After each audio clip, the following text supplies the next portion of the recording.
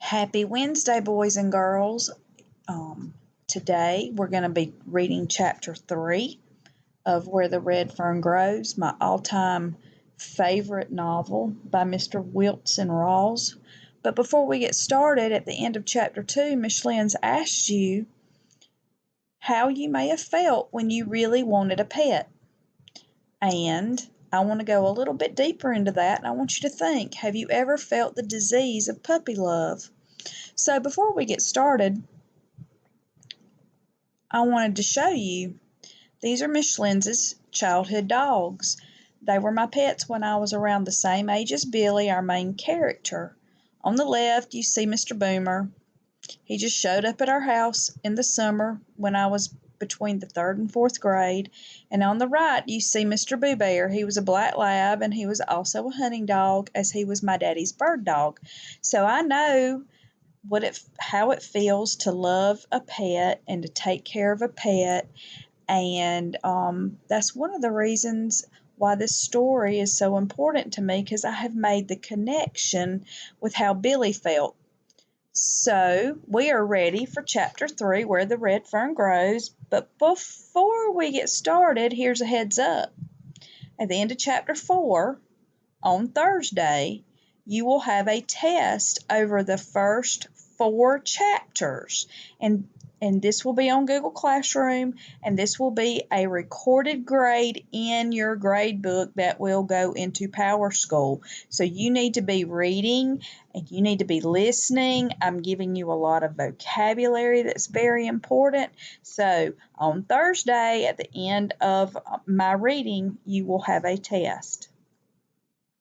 So, Chapter 3 vocabulary, and our first word is haunches, and it's a noun, it's plural, and it means a buttock, or the behind, or your hiney, and the thigh, which is considered together in a human or an animal. And if you look at this rabbit, he is sitting, or she is sitting on his haunches, which is his little hiney. Your second word is scamper, and that's a verb. And this is especially used for a small animal, which means to run quick with light steps, especially through fear or excitement. So something in your story will be scampering off or scampering away. Your next word is hide, and that's not like hide and go seek or hide something from your sister. This is a noun. And this is the definition for this, means that this is an animal skin that humans use. And you see a picture of what it looks like to me to be a deer hide. And the first people to use hides or skins in North America were Native Americans, and they used these hides to make their teepees and clothing.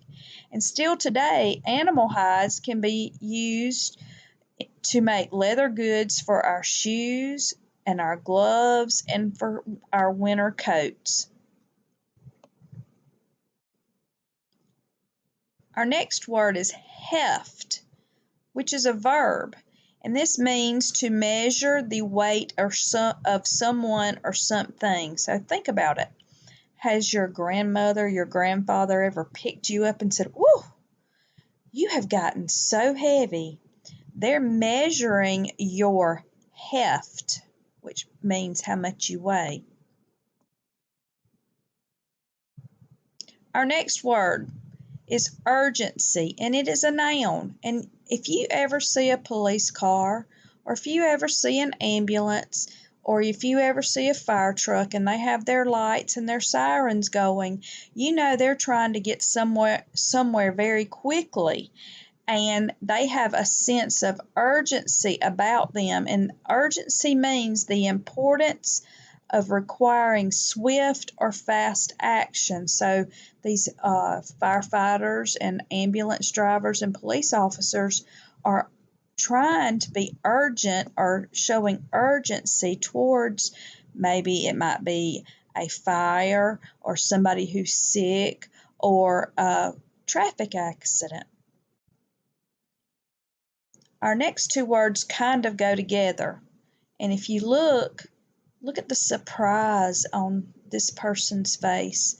And that baby can't believe what they're seeing, or he or she is seeing, and they're maybe thinking of themselves, wow. So the first word is dumbfounded, and it's an adjective, and an adjective is a word that describes a noun, and this adjective means greatly astonished or amazed. And then we go to astonishment, which is a noun, and it means great surprise. So the baby's showing astonishment, or he looks dumbfounded, and this person right here is also showing astonishment, or they look dumbfounded. Our next word is calloused, and it's an adjective. And if you look at this person's hands right here, you can tell that they're not someone that works inside all the time. They may be like a farmer or an electrician or a mechanic or a construction worker.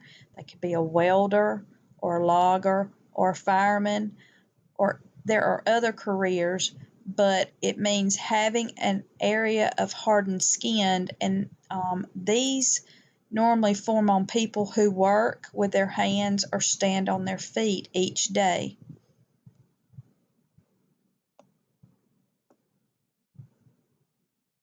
Our next word is kennel, which is a noun, and it is a place where puppies are raised, and many times those puppies are sold.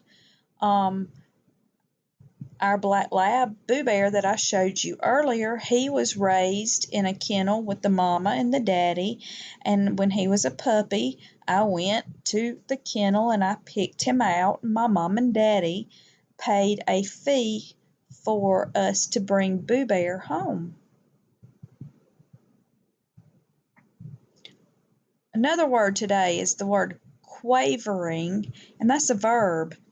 And if you look at this man right here, he's trying not to cry. He's upset. And when you're upset, your voice typically trembles. And the word quavering means to shake or tremble when speaking, typically through emotion. And this happens when you try to talk when you are crying or when you're trying not to cry. Now, this right here, above you see a crawfish. Now, some people call them crawdads. And to the right, you see minnows. And I want you to make a prediction and think to yourself, why are these important to Chapter 3? Or could they be important to Chapter 3? And then this is a picture of a barn, and the upstairs of a barn is called the barn loft.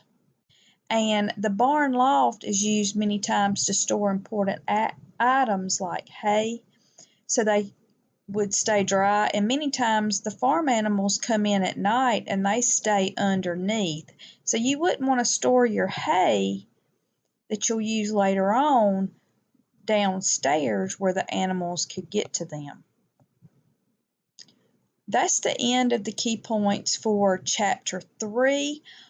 The next video that I'm about to start will be the actual reading of Chapter 3.